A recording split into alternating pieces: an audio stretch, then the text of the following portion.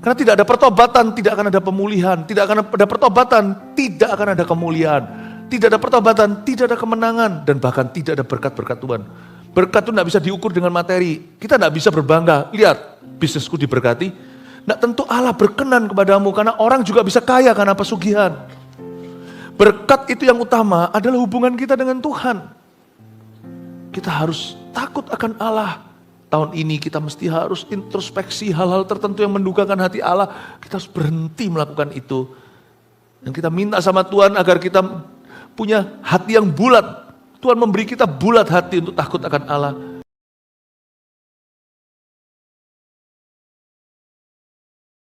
Hanya Engkau yang layak, hanya Engkau yang suci, dan hanya Engkau yang kudus.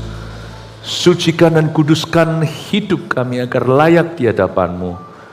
Ajari kami untuk mengerti apa yang merupakan kehendak-Mu, manalah kehendak-Mu yang sempurna, yang baik, dan juga yang dapat Kau terima. Bantu kami Tuhan untuk hidup menyenangkan-Mu, hidup di dalam jalan-jalan-Mu. Ampuni kami untuk segala dosa yang kami sengaja. Beri kami hati yang bulat untuk takut akan Tuhan di hari-hari esok yang akan datang. Dan Tuhan luputkan kami dari semua dosa yang kami tidak sengaja, agar kami jangan melakukannya ya Tuhan dan mendukakan hati Tuhan. Biarkan jemaat ini Kau mandikan hari ini dengan firman-Mu yang murni sehingga tidak ada cacat celah menjelang hari kedatangan Kristus. Sampaikan sabda-Mu, beri urapan, hikmat dan wahyu, sembunyikan hamba-Mu di balik salib-Mu. Dalam nama Yesus, haleluya, amin. Shalom semua, apa kabar? Sebelum duduk bisa katakan welcome home pada kanan kirinya. Terima kasih. Silakan duduk kembali. Sadarkah Anda bahwa ketika seorang itu bertobat dari sesuatu yang dia sadar salah, tapi habis itu dia sadar Tuhan. Tuhan itu nggak akan pulihkan orang itu sampai titik nol. Atau hanya sampai pulih. Tuhan kita kalau membalikkan telapak tangan, itu langsung kemenangan. Karena itu jangan keraskan hati, gara-gara Tuhan itu murah hati. Tuhan itu ingin tahun ini menjadi tahun kemenanganmu. Kalau ada kemenangan-kemenangan tahun lalu yang tertunda. Tapi mungkin ada sesuatu yang perlu kita balik arah. Kalau ada sesuatu yang Anda sadari mendukakan hati Allah, please do not continue. Jangan kau lanjutkan di tahun yang baru ini. Mumpung sekarang masih bulan Februari. Kita akan belajar dari satu perikop firman, yaitu di 1 Samuel pasal 7, ayat 2 sampai 14, ada 12 ayat totalnya, 12. Nanti ngalir sama saya ayat per ayat saya jelaskan, saya nggak kasih poin-poin seperti biasanya, Anda yang harus tangkap sendiri rema-rema untuk Anda. Sebab setiap firman ini bermata dua, berarti bisa ke kiri, bisa ke kanan. Anda harus nangkep Roh Kudus sedang bicara apa dalam hidupmu hari ini. Ini cerita tentang orang Filistin yang terpukul kalah di dekat Mispa. Ayat 2. Sejak saat tabut itu tinggal di Kiryat Yearim, berlalulah waktu yang cukup lama, yakni 20 tahun, dan seluruh kaum Israel mengeluh kepada Tuhan. Berhenti di situ, saya jelaskan sedikit latar belakangnya. Tabut perjanjian adalah perabotan yang paling mulia dan paling sakral di bait suci, di kemah pertemuan Musa. Tabut perjanjian ini isinya, ingat ya, ada 2 loh batu yang diukir Tuhan sendiri di Gunung Sinai. Waktu Musa puasa 40 hari. Ada di dalamnya juga contoh mana. Itu adalah makanan ya seperti cracker tipis manis gitu. Itu disimpan dan diabadikan. Mengingatkan mereka akan pemeliharaan Tuhan. Juga ada tongkat Harun, tongkat imamat yang bertunas ketika bangsa Israel sebagian memberontak, emangnya lu orang doang yang bisa sampaikan firman.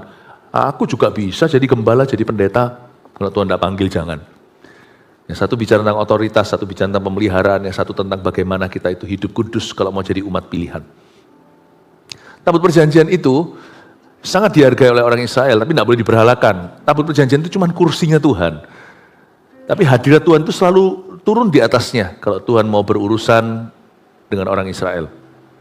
Nah, tabut perjanjian itu selalu sama orang Israel. Sampai suatu hari anak-anak Eli, imam besar saat itu, anak-anak pendeta yang ngawur, dibawa pergi perang, mentang-mentang Tabut perjanjian sama mereka pasti Tuhan sertai. Jangan sekali-kali culik Tuhan. Tuhan itu tidak pernah bisa kau taruh pisau di lehernya. Ayo berkati aku. Nggak gitu caranya. Mendekati Tuhan itu harus dengan rendah hati, dengan penitence, artinya dengan pertobatan, dengan ketulusan. Tuhan tidak bisa dimanipulasi, dan Tuhan tidak bisa kau ancam-ancam dan iming-imingi. Bawalah pergi, dirampas sama orang Filistin, tabut perjanjian hilang. Wah, shock berat tuh orang Israel. Mereka seperti kehilangan Tuhan. Makanya ada kata-kata ikabot, artinya Tuhan sudah meninggalkan bangsa kita. Orang Israel tanpa pengharapan. Good news. Di negeri orang Filistin, sekalipun tabut itu dirampas, orang Filistin kena tulah.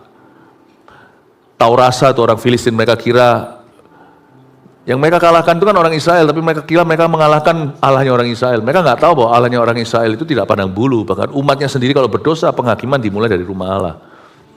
Orang Filistin sudah beria-ria, kira mereka sudah menang, sudah bisa taklukkan Allah Israel. Masukkan dalam koleksi dewa mereka.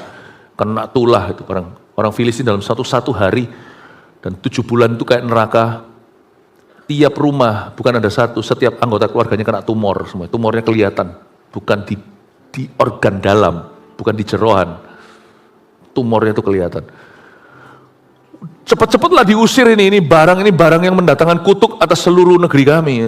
Akhirnya singkat cerita, tabut perjanjian itu balik ke Israel, pakai lembu. Kasih 2 ekor lembu, suruh bawa itu jauh-jauh. Tabut itu sampailah di perbatasan. Satu kota namanya Bet-Semes. Bet-Semes itu kota di sebelah barat. Hari ini kalau peta Israel di sebelah barat, mungkin ya sekitar dekat Gaza mungkin. Saya belum cek lagi geografinya. Orang-orang Bet-Semes senang di WFP, weh Tuhan kembali. Tapi kepo, sebagian di antara mereka ngintip, itu dalamnya apa sih? Mereka tahu dalamnya apa, tapi mereka kepingin lihat. Sama Tuhan itu jangan pernah iseng. Tuhan tidak suka keisengan, karena Tuhan itu raja. Tuhan itu bukan orang yang gak kenaan.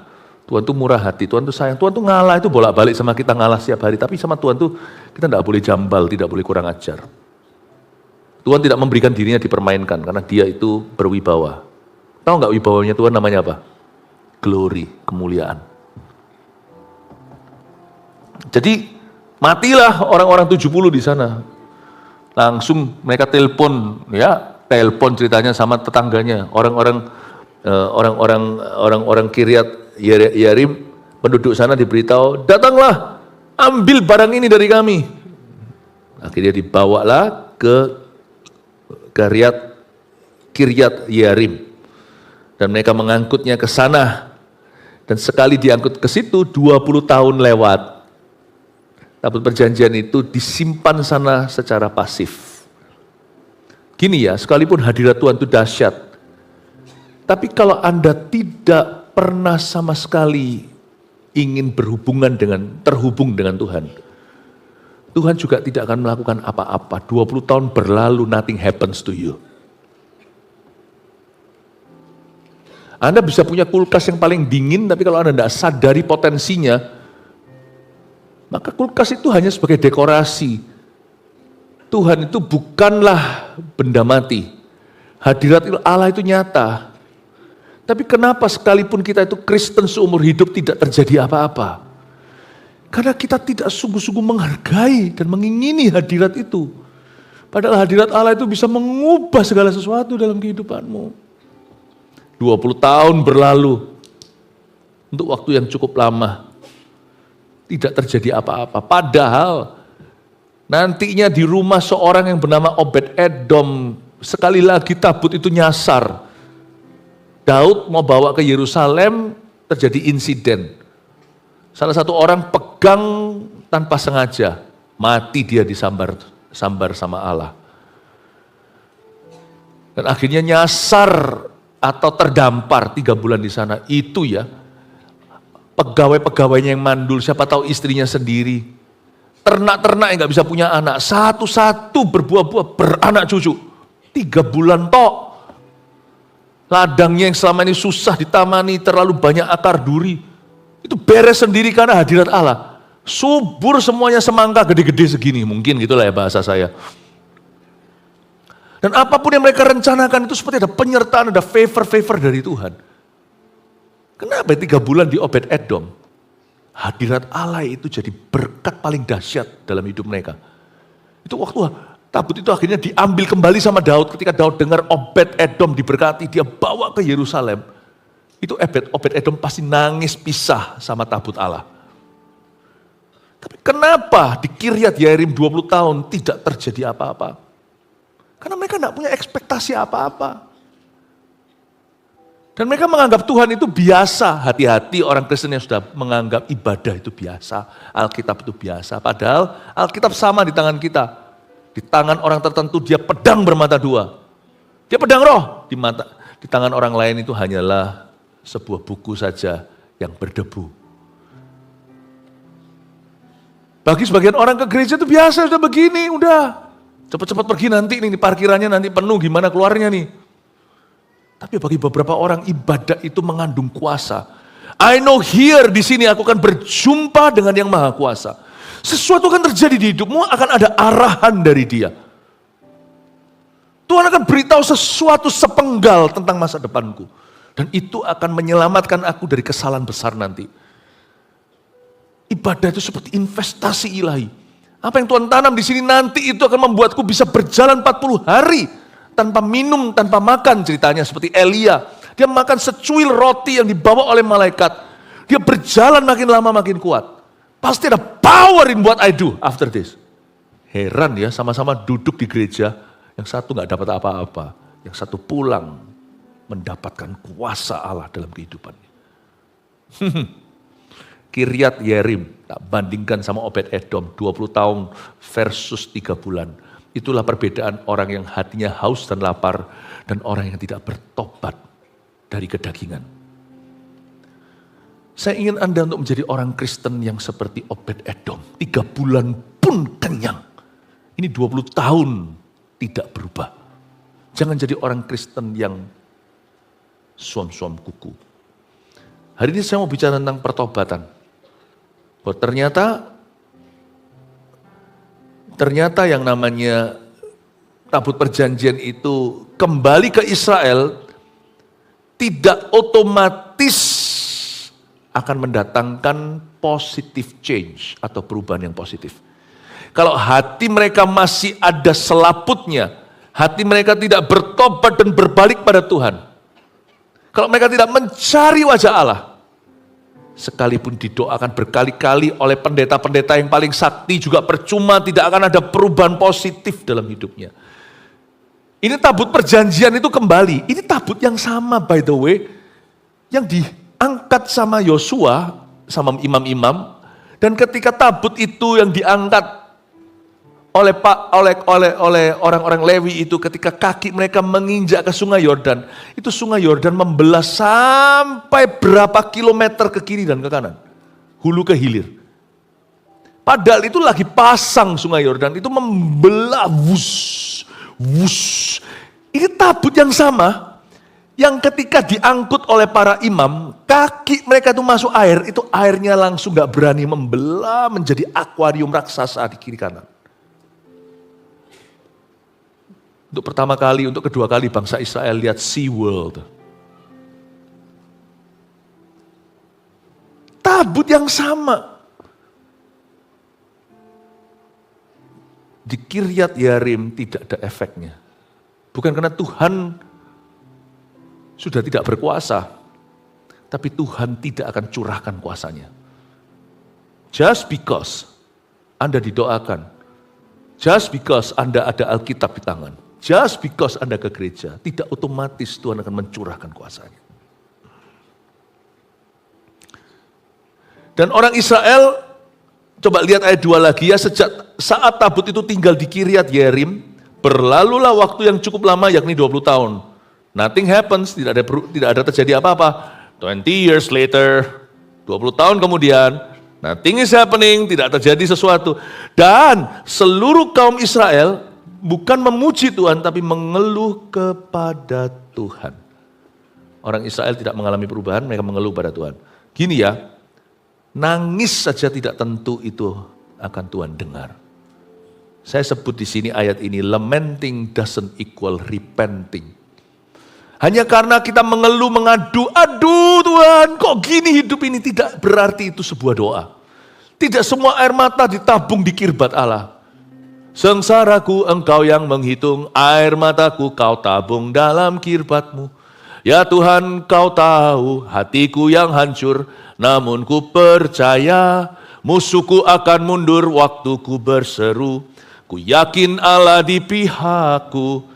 Kepada Allah hatiku percaya, tangan kananmu memberi kemenangan. Hanya karena kita menangis bukan berarti itu air mata doa. Kalau kita nangisnya begini saat kita disakiti, kenapa Tuhan hidup ini tidak adil? Padahal aku sudah pelayanan, kenapa orang memperlakukan aku seperti ini? Kenapa Tuhan tidak mengerti? Tuhan, aku sakit hati. Itu air mata kepahitan. Itu tidak akan ada hasilnya, karena air mata itu akan jatuh ke tanah, tidak jadi benih apa-apa. Tapi kalau kita menangisnya saat kita disakiti itu begini. Tuhan, aku sakit hatinya.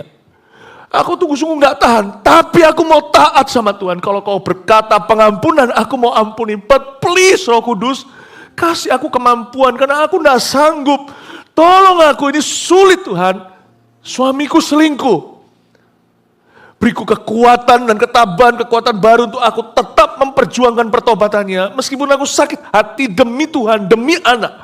Aku harus tabah, aku menunggu pertobatan suamiku, aku harus bisa ampuni dia. Supaya anak-anak tetap memperoleh keluarga yang utuh, bukan dari broken home. Aku akan berusaha Tuhan, segenap hatiku rasanya udah mau ceraikan dia, udah gak mau lihat mukanya, wajahnya muak, aku mau muntah. Tapi kau kasih aku, kalau aku tidak punya kasih untuk suamiku lagi, kasih aku kasih Yesus. Kau kasih Yesus lebih kuat dari kasih istri.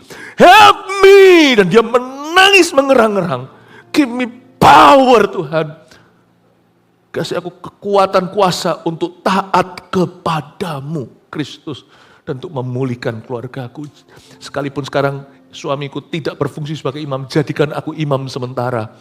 Yang mempertahankan keutuhan keluarga. Nangislah dia. Itu ditabung di kirbat Allah. Hanya karena seseorang mengeluh bukan berarti dia berdoa. Tapi ketika dia mengeluhnya itu demi taat pada Tuhan. Kalau orang itu ketika berdosa dia kena getahnya. Sakit dia, aduh Tuhan sakit Tuhan. Tuhan tidak akan bergeming.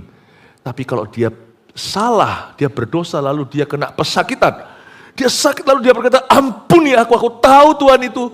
Ini adalah hukuman yang harus aku hadapi. Tuhan, aku mau bertobat Tuhan.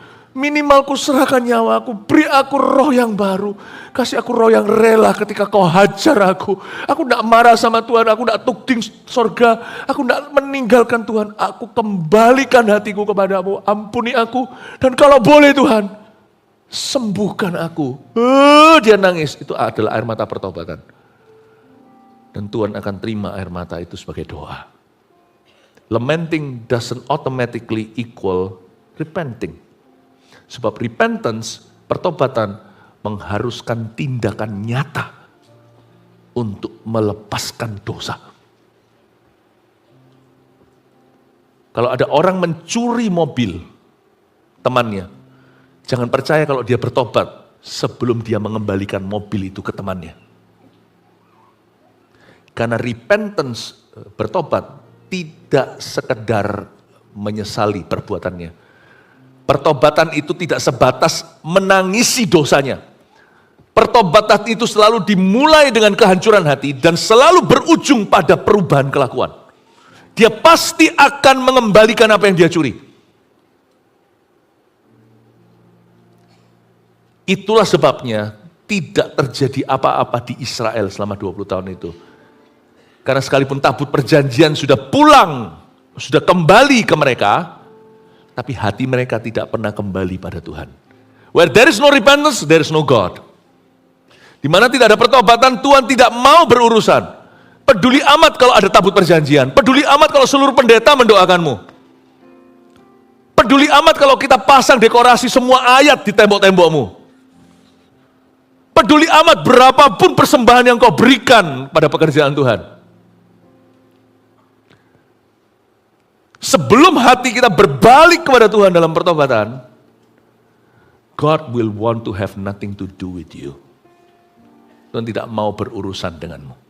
Tak mau berhubungan dengan kita. Tidak mau terhubung apa-apa. Amin Bapak Ibu Saudara. Pahami hati Tuhan dulu. Hati ini harus balik dulu sama Tuhan kalau kita salah. Saya tunjukkan di sini bagaimana ternyata tabut perjanjian pun bukan jaminan bahwa Tuhan akan beserta. Padahal tabut perjanjian itu, orang Israel itu tahu, ini tabut perjanjian yang membuat orang Israel menang perang sebelumnya. Kita lihat ayat 3, lalu berkatalah Samuel kepada seluruh kaum Israel demikian. Jika kamu berbalik kepada Tuhan dengan segenap hati, maka, ya, pertobatan selalu mulai dengan hati, tapi selalu continue dengan maka. Maka jauhkanlah para Allah asing. Tidak bisa berhenti sampai hati berbalik. Kalau hatimu berbalik, pasti dilanjutkan dengan kata maka. Maka ini aplikasinya, jauhkanlah para Allah asing. Kamu harus runtuhkan mesbah-mesbah penyembahan di rumahmu yang bukan Yesus. Harus kau runtuhkan. Maka jauhkanlah para Allah asing dan para asyitoret dari tengah-tengahmu dan tujukanlah hatimu kepada Tuhan dan beribadahlah hanya kepadanya. Maka ia akan melepaskan kamu dari tangan orang Filistin. Maka kedua itu adalah tanggung jawab Tuhan. Maka Tuhan akan melepaskanmu dari belenggu dosa itu. Maka Tuhan akan melepaskanmu dari kutuk-kutuk dosamu. Ayat yang ketiga ini muncul Samuel. Sebelum ini Samuel masih kecil. Cerita itu loh, Samuel dengar suara Tuhan, Samuel, Samuel. Itu cerita yang terkenal. Lalu habis itu Samuel mendapatkan jabatan seorang nabi. Ya. Nah, saya rasa waktu dari ayat 2 sampai ayat 3 ini, Samuel mulai dewasa dari anak umur 6 tahun masih bocil atau bocah kecil. Dan Samuel mulai membangun reputasi pelayanannya. Di ayat 3 itu, lalu berkatalah Samuel kepada seluruh kaum Israel, ini adalah rangkumannya. Selama 20 tahun itu, saya yakin si bocah kecil Samuel itu mulai jadi remaja, mulai jadi orang dewasa. Kalau ini umur 6, sekarang 20 tahun kemudian, dia mungkin sekarang sudah di usia 26, 30-an. Samuel itu keliling Israel, yang dia beritakan tahu nggak apa? Sebelum kita tahu Samuel sebagai seorang profet atau nabi kuasa. Samuel ini sangat berkuasa seperti Elia meskipun dia tidak pernah turunkan api. Samuel berdoa itu Guntur Halilintar itu menjawab doanya. Dia sementara doa Tuhan jegler. Ini Samuel. Ini Samuel itu luar biasa. 20 tahun pertama pelayanannya. Waktu dia mulai membangun reputasinya sebagai seorang nabi. Inilah rangkuman ministrinya. Dia kemana-mana hanya beritahu pada orang Israel. Kalian harus berbalik kepada Tuhan dengan segenap hati. Jauhkan para Allah asing. Jauhkan asyitoret dari tengah-tengahmu. Tujukan hatimu kepada Tuhan dan beribadahlah hanya kepadanya.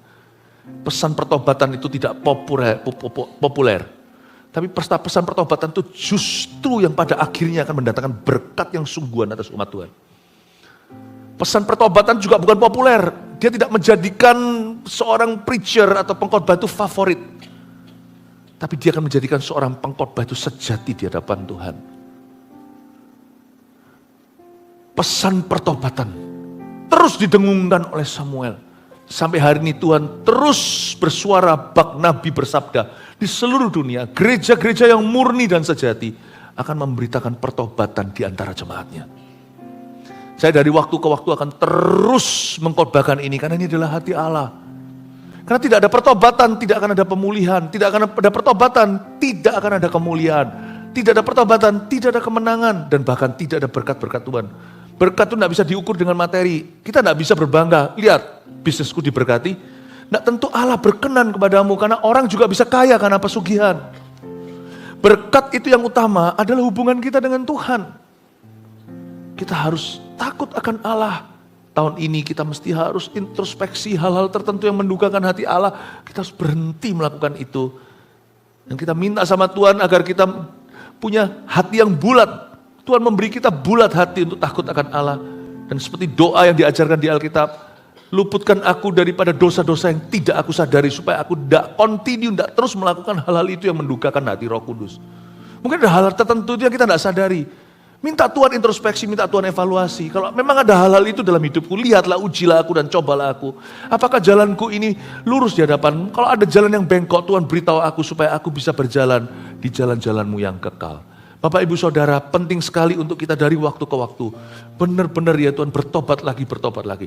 Bertobat lagi itu tidak tentu harus kita melakukan dosa yang fatal dulu. Tapi living in repentance is part of the Christian life. Hidup dalam pertobatan, dalam roh pertobatan itu bagian daripada kehidupan Kristen. Saya dari waktu ke waktu, bukan berarti dikit-dikit selalu sorry. Ada orang itu yang saking gak percaya dirinya selalu sorry sama Tuhan. No, tapi kalau saya masuk ke hadirat Allah untuk saya saat teduh pribadi, saya selalu punya masuk ke dalam dimensi di mana Lord, forgive me. Karena kita tidak lepas dari kesalahan tiap hari. Kita perlu hidup dalam spirit of repentance. Meskipun kita tidak sadar kita sedang melakukan dosa apa, kita nggak sadar, nggak usah tunggu sampai fatal.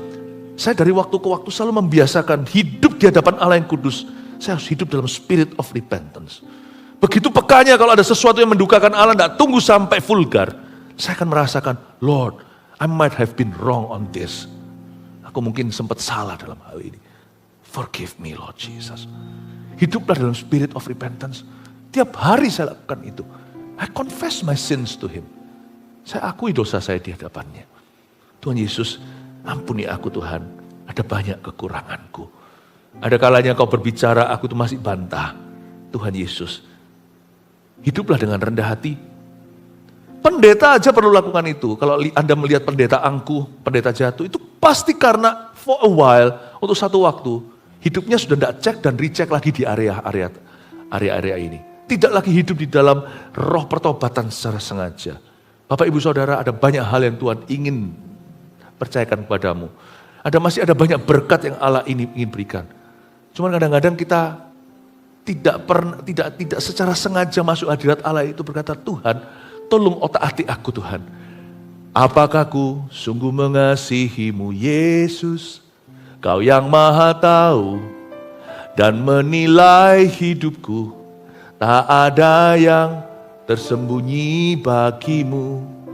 Selidiki aku, lihat hatiku.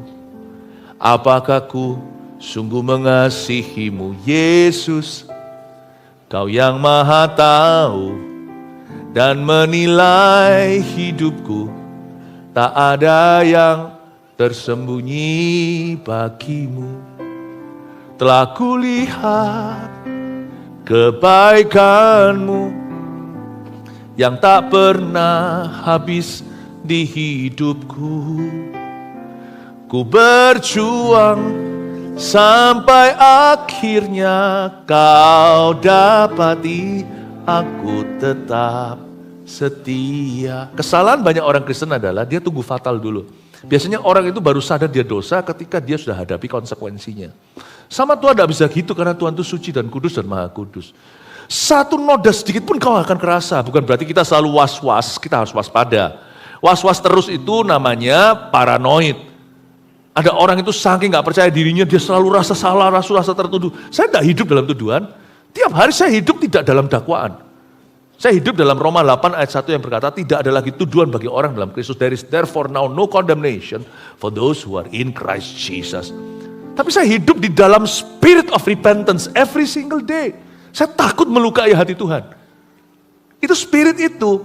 Saya dorong Anda selalu hidup seperti ini. Saya ajarkan hari ini Christian living. Supaya jemaat hari ini diperlengkapi dengan gaya hidup yang benar. Kita lanjutkan ya. Ayat yang berikutnya ayat 4. Saya kagum sama Samuel. Orang ini seorang holiness preacher. Oh sebentar saya sebelum ke ayat 4. Penting sekali. Pengkhotbah hari ini yang dibangkitkan dari GMS in-house. Harus juga menjadi seorang holiness preacher. Gak semua orang suka itu. Kemarin saya dari Brasil, I preach holiness. Karena kita bisa berapi-api itu luar biasa, harus roh yang haus dan lapar, itu harus ada. Tapi kalau gak ada substance atau wujud yang jelas, perubahan hidup dan keputusan-keputusan tegas, untuk mengutamakan Kristus dan hidup oleh roh bukan kedagingan, maka itu akan menjadi euforia. Itu menjadi seperti hanya suatu yang sifatnya sementara. Saya beritahu sama mereka, kita harus punya satu discipline of mind. Semua orang inginnya cepat ngeflow dengan Roh Kudus. Kalau bisa flowing gitu, wah profetik luar biasa, karunia-karunia. Siapa nggak mau? Saya juga mau. Tapi kita harus belajar untuk bisa jalan dengan Roh Kudus. Walking with the Holy Spirit before you are flowing in the Holy Spirit. Can you walk with the Holy Spirit? The Holy Spirit, the Spirit of repentance. Roh Kudus dikatakan kalau dia datang, Yesus yang ngomong gini, dia akan menginsafkan dunia akan dosa. Hal pertama yang dia lakukan adalah otak-atik areal dosa hidup kita. Makanya itu, tidak semua orang itu tahan di gereja yang benar dan sejati. Karena di otak-atik rasa nyamannya. Lalu setelah itu di otak-atik rasa amannya. Aman pada diri sendirinya. Di gereja kita kan disuruh CG, contohnya itu bahasa kita. Nah kita maunya begini, kita maunya hidup cuma dengan aku dan keluarga aku. Wah kita di otak-atik di situ. Tapi mesti mau kalau kita mau bertumbuh. Kita lanjut ya ayat yang keempat. Kemudian orang-orang Israel menjauhkan para Baal dan para Asitoret dan beribadah hanya kepada Tuhan. Kita kasih sedikit konteks histori. Baal dan Asitoret ini siapa? Baal ini kan selalu jadi masalah. Kalau Anda baca di Perjanjian Lama, apa sih Baal? Baal itu ada klubnya. Kelihatannya itu apa sih? Kok selalu bangsa Israel terjerat di situ? Ngapain sih sampai dihukum Tuhan berkali-kali? Kok mereka selalu jatuh di area yang sama? Karena bagi kita Baal itu tidak relevan. Tapi di zaman itu Baal itu relevan. Baal itu bukan hanya, kalau cuman hanya sekedar penyembahan patungnya gitu aja, itu sih nggak terlalu menarik ya. Nggak terlalu menarik. Tapi Baal itu, orang yang menyembah Baal itu dulu punya benefitnya.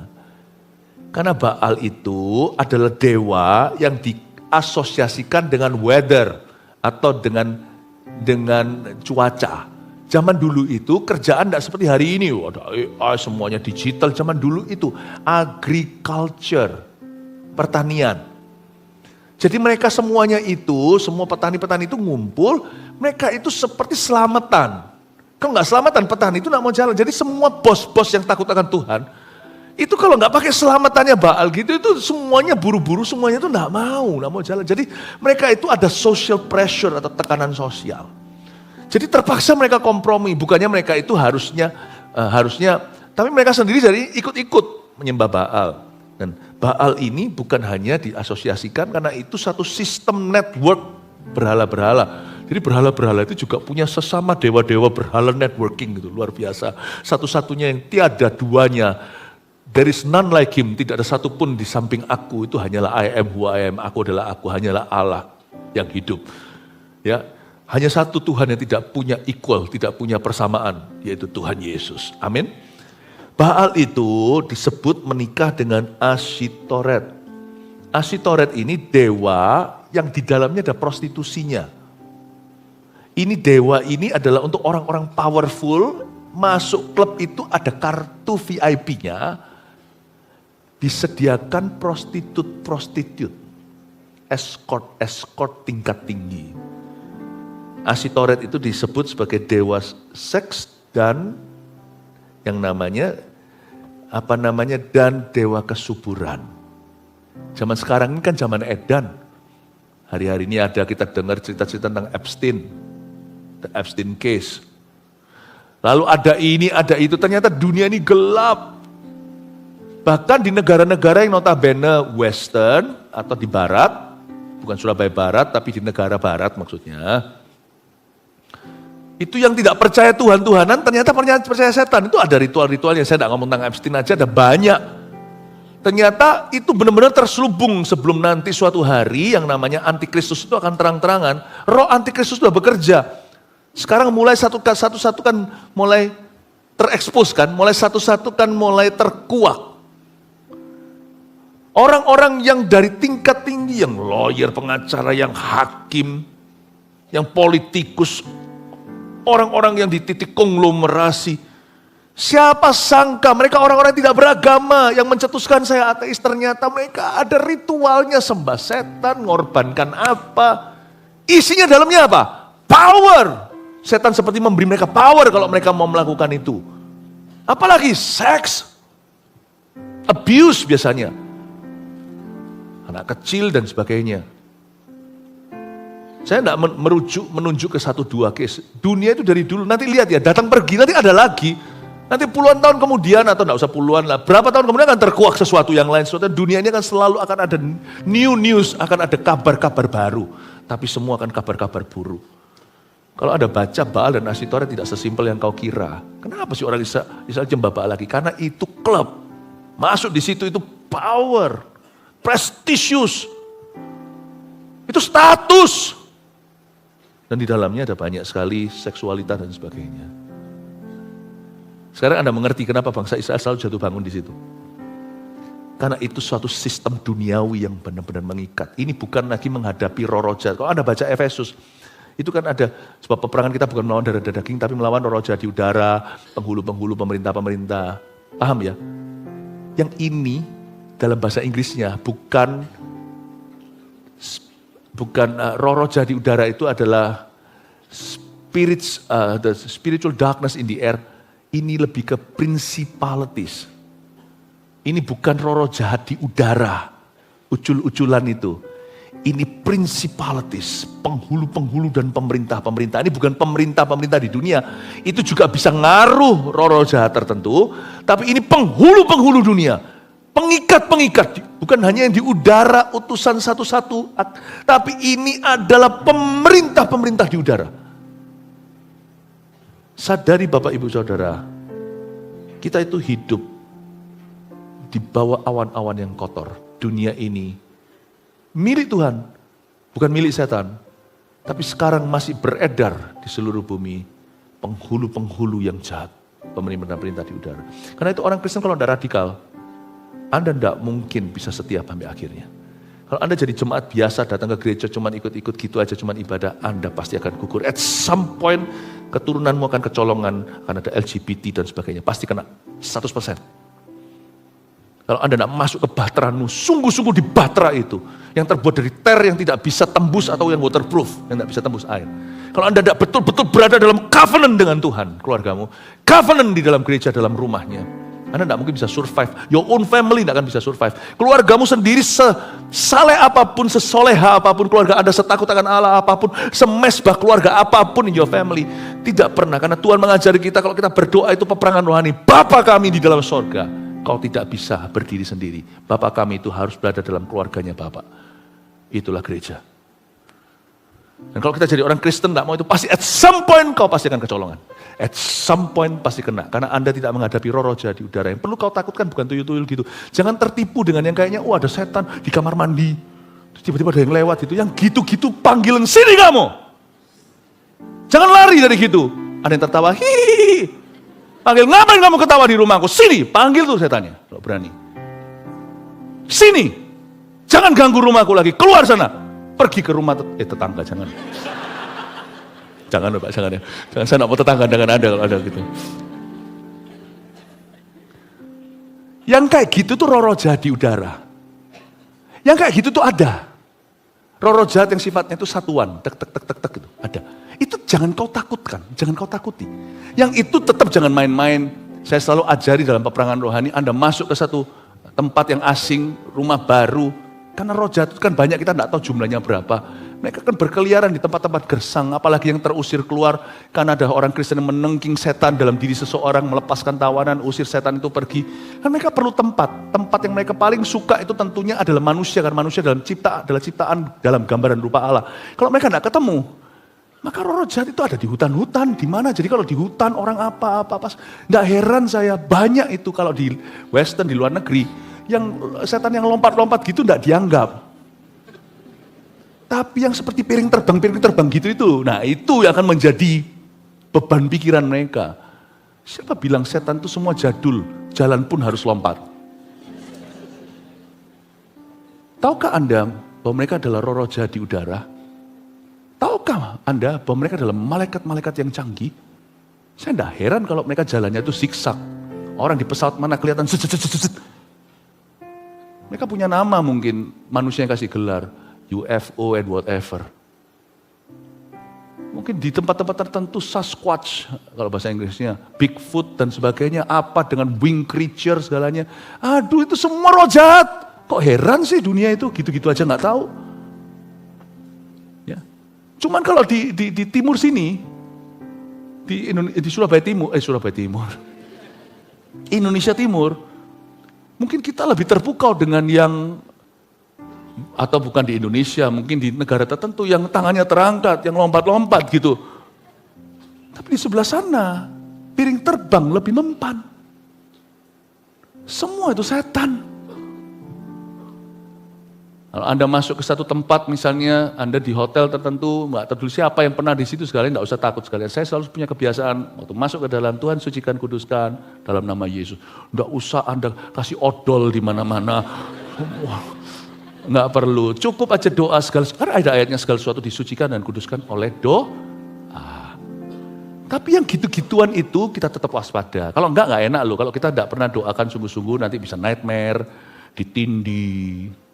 Ya, itu bukan sleep paralysis, itu bukan, itu ada bahasanya orang-orang yang itu sebenarnya itu adalah ditindih oleh kuasa gelap, atau bisa nanti berantem suami istri tanpa ada suatu alasan yang jelas apa, wah bisa perang dunia, bisa kecelakaan, tiba-tiba kejeduk, tiba-tiba apa, aduh roh jahat itu tidak ada bagusnya lah, tinggal sekamar dengan setan itu tidak ada baiknya. Usir aja dalam nama Yesus, usir sampai kalian, sampai Anda sudah keluar dari tempat itu, ya. Lalu habis, tapi itu semuanya itu perlu kita waspada. Tapi itu bukan yang utama. Anda tahu nggak bahwa yang lebih powerful dari roh jahat di udara adalah the principalities in the air. Penghulu itu. Itu tidak bisa dikalahkan dengan perorangan tengging setan. Itu the clash of two kingdoms. Itu the local church yang akan protect you. Makanya itu sekarang kalau setan mau hancurkan tudung di atas Anda gampang. Dia tinggal aduk-aduk skandal di dalam gereja lokal. Dan dia aduk-aduk kepahitan dan kekecewaan terhadap gereja di hati jemaat. Udah buyar. Maka principalities itu tidak ada tandingan. Anda harus nangkep fungsi gereja itu apa. Anda harus nangkep itu. Ya, bedain. Nah mungkin hal-hal begini belum Anda dengar. Saya sih iya ndak ajarkan gini. I think it's time lah ya. Anda jadi orang Kristen berapa tahun, paling tidak harus tahu sedikit realita tentang peperangan rohani yang diajarkan oleh Paulus di Efesus. Tapi sekarang kita kembali ke sini ya, saya jelaskan lagi. Baal dan Asitoret sekarang saya sudah mengajarkan kepada Anda kenapa hal itu sangat appealing di dunia ini. Penuh dengan penghulu dan penuh dengan pemerintah-pemerintah di udara. Anda harus mengerti apa yang sedang hadapi. Karena itu dosa jangan pernah main-main.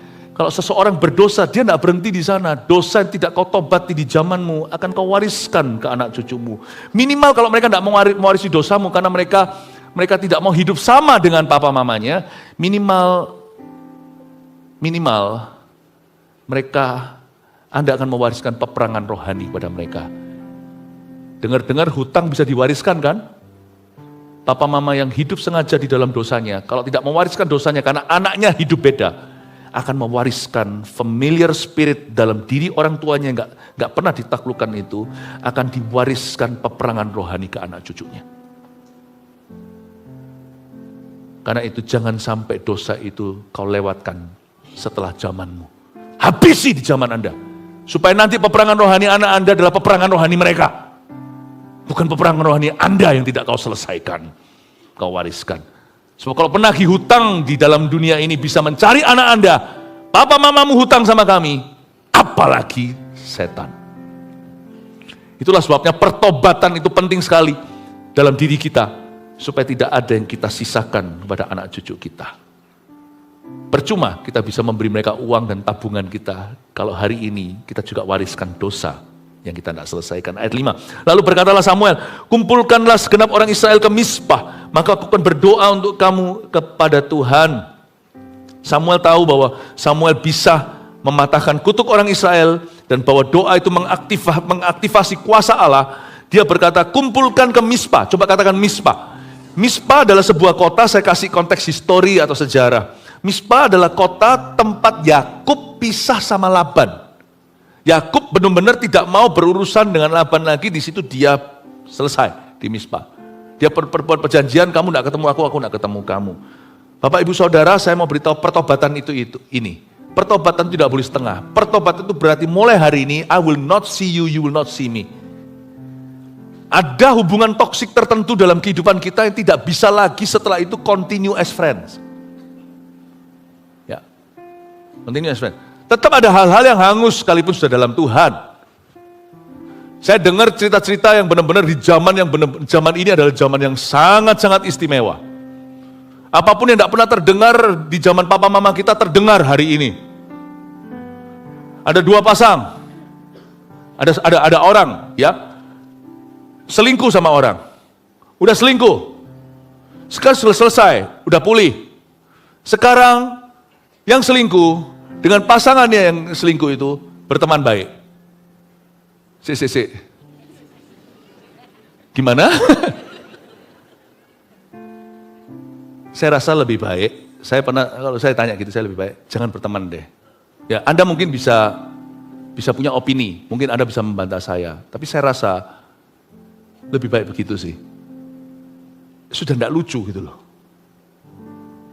Ada hal tertentu yang sudah bisa. Mispa itu tempat di mana Yakub dan Laban bukan berjabat tangan. Bye.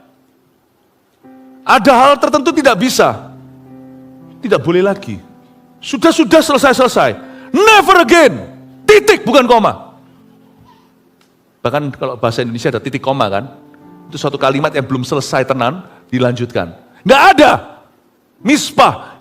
Kalau kita mau bertobat itu kadang-kadang itu bye for good. Bye. Bukan hanya bye. Goodbye. Sudah. Ada hal tertentu yang harus kau tinggalkan, kembali pun jangan. Makanya Tuhan berkata, ini bukan benar atau salah. Kalau matamu membuatmu berdosa, jangan kau tutup mata atau kasih patch. Cungkilah matamu. Ini bukanlah suruh perbuatan kekerasan secara fisik. Tapi signifikansi atau maknanya adalah, jangan berhenti sampai hanya tutupi mata itu. Cungkilah, itu berarti no turning back, gak bisa balik lagi. Tanganmu yang membuatmu dosa, penggalah. Bukan tangannya digips atau tangannya hanyalah diborgol. Penggal itu krek, putus, buang, busuk, basi. Tangan itu tidak ada lagi. Mispa adalah tempat goodbye dengan dosa tertentu. Kalau Anda tidak bisa begitu, tidak bisa menang terhadap roh jahat yang membelenggu. Pertobatan mesti radikal, bahkan ekstrim. Tidak bisa kita tetap tidak semua ada hal tertentu itu yang netral, tetapi karena asosiasi dosa dalam kehidupan seseorang, bahkan hal-hal yang menyarankan dosa itu, padahal hal itu sendiri nggak salah, tapi kalau itu menyarankanmu, mengingatkanmu, bahkan putuskan, kalau perlu kau buang hobi itu forever, ganti hobi lain. Karena hobi itu, padahal nggak salah loh hobi itu, tapi disitulah kubang dosamu. Leave, itu mispamu. Go. Misalnya itu bidang olahraga. Tapi di sana itulah segala sesuatu terjadi, kubang dosamu. Loh, olahraga itu tidak salah. Tidak ada ayat yang berkata yang nanti masuk ke sorga hanyalah bidang olahraga sepak bola. Atau bola basket, atau badminton, atau pedal, atau biliar. Bidang olahraganya sendiri pun tidak salah. Tapi itu salah bagi orang-orang yang memang itu kubangnya. Dan kalau Anda tahu Anda lemah dan Anda pernah jatuh di sana, cungkilah.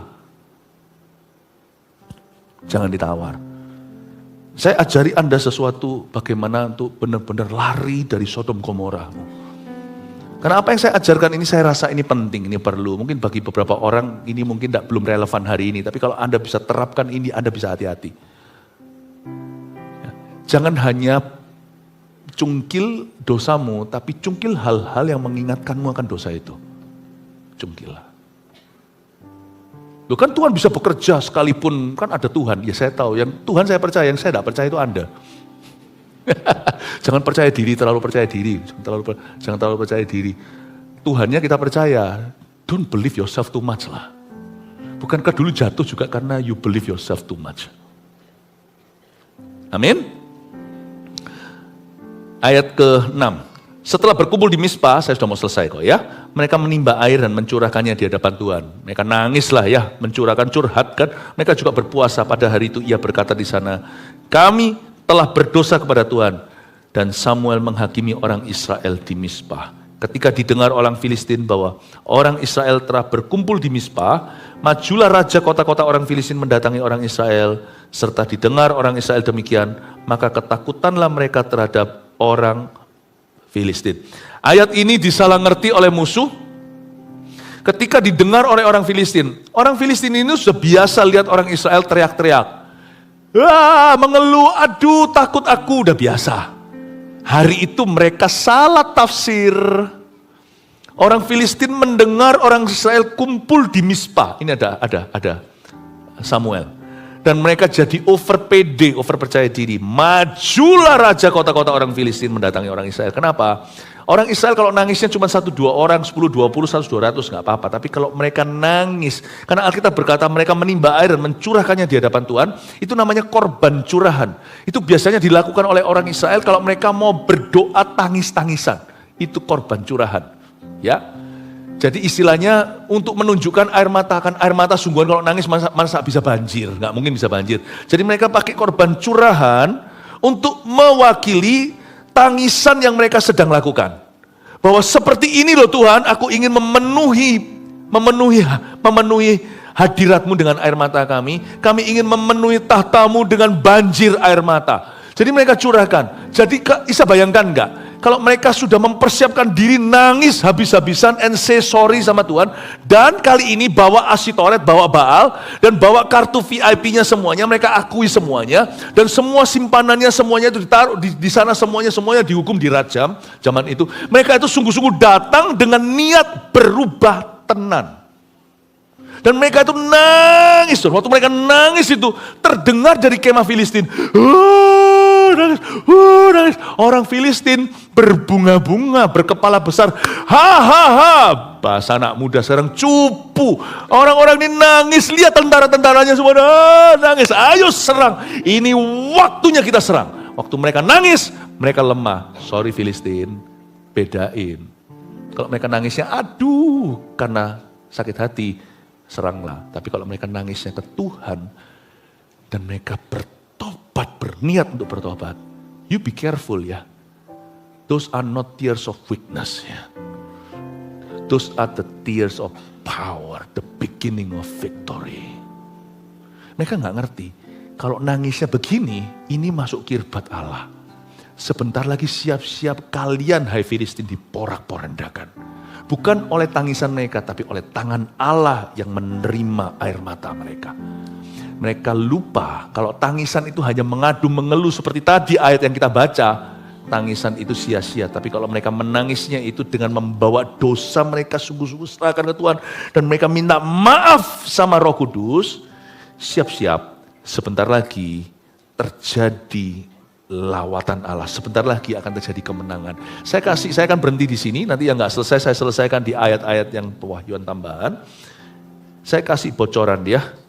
Orang Filistin waktu maju serang mereka hancur habis-habisan di hadapan orang Israel.